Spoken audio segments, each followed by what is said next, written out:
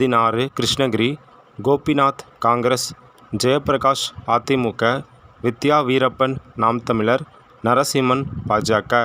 17 மதுரை சு. Venkatesan Marxist communist, Saravanan AIADMK, முனைவர் சத்யாதேவி நாம் தமிழர், ராமஸ்ரீனிவாசன் பாஜக.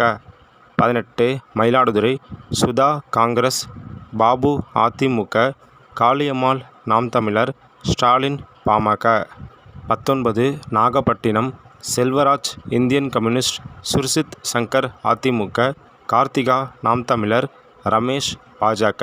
20 நாமக்கல் மாதேஸ்வரன் திமுக, தமிழ்மணி அதிமுக, இன்ஜினியர் கனிமொழி நாம் தமிழர், ராமலிங்கம் பாஜக.